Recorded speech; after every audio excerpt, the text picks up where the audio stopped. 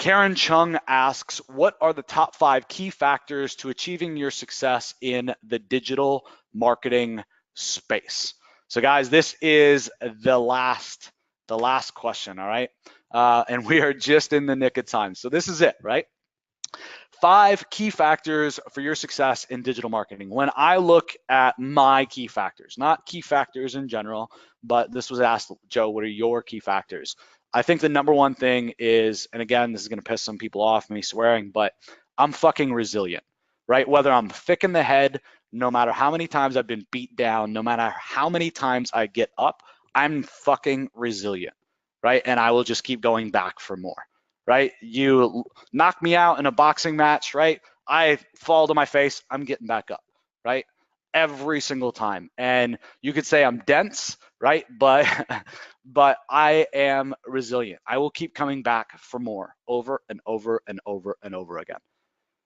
And I think that being an entrepreneur, I think that you have to be resilient. It can be very easy to let things get to you, right? Somebody quits, an employee, a key employee quits, a customer, texts you and says business is going bad and they want to cancel their contract. That's $15,000 a month, and you don't know how you're going to keep your team, going without that revenue, right? Like shit like that. Being an entrepreneur happens on the daily. You got to be fucking resilient, right? Like we got to be how the rest of the world isn't, right? If we really want results that the rest of the world doesn't have, if we want things that the rest of the world doesn't have, right? If we want something different for ourselves. 2, I think you got to get laser focused. I think you got to work on one major thing at a time.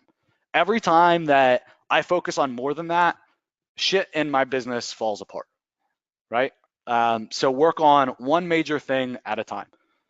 3, make systems and processes, right, to offload your work, right? As soon as you get that one thing wrapped up, you launch it, it's off the ground, it's going well, right? Make systems and processes to offload that, to get it off of your plate, right? You should be like a project-based employee in your own business where you're always working on the business, right? So it's like, all right, so the next thing that's going to move the needle the most in the business is doing this one thing. You go do it, you get to play with it, you get to do something new, you get to, be that creator and see it shine and see something cool happen with it, right? And then right behind that is you handing it off with the systems and processes to your team.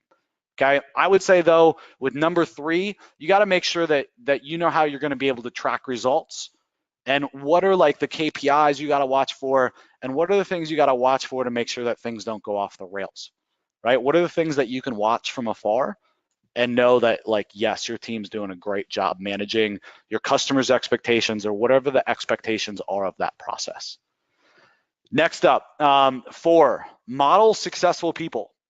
Model successful models, right? Don't reinvent the wheel, right? And guys, this goes so far. Just like business models in general, when you pick a business model, looking at your competitors, right? How can you do what they've done, but how can you make it better, right? I always look at the successful people in any business that I go into, and it's like, all right, I see how they made it. I see how they're advertising. I see their offer. That's great, right? But now what can I do to just bring them down at their freaking knees, right? How can I do it better than them? All right, number 5, this one, this one's the hardest. This one's the hardest. Because if you're not careful, it goes away. You have to have unrealistic standards, like completely unrealistic standards, and you have to never be willing to compromise those standards. So I think that the thing that helps me the most with number 5 is I can have a big dream, right? I can have a big dream for a project, a product, no matter what it is, right? I can have a big dream. I can have those unrealistic standards, right? I can say I'm going to launch this thing and we're going to be doing $100,000 a month in 6 months or 2 months or a year, whatever it is, right? I can set what 95% or 99% of people or 99% of you guys would say, like, Joe, that's unrealistic, right? But over time, if I don't hit that goal, you could say that I start to compromise with that, right? So for me, the first part is as you start to be successful, I think the first part becomes easier, right? The second part for me, the key to that, and never compromising and kind of reinvigorating yourself, is to be around people that are doing better than you, right? To be around people that you aspire to be, right? To be around people that are doing what you want to do.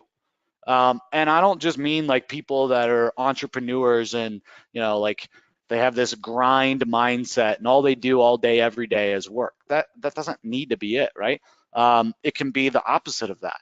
It can be people like, more like the 4-hour work week that make 100 grand a year or 200 grand a year and they work 4 hours a week, right? Like it needs to be based upon what you want to be, right? If you start following the wrong people, right, it's not going to help you with number 5, okay? But what helps me with number 5 is always being around people that are doing awesome shit.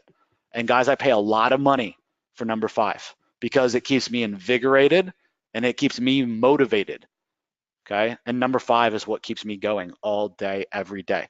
I look at somebody and it makes me fucking jealous, right?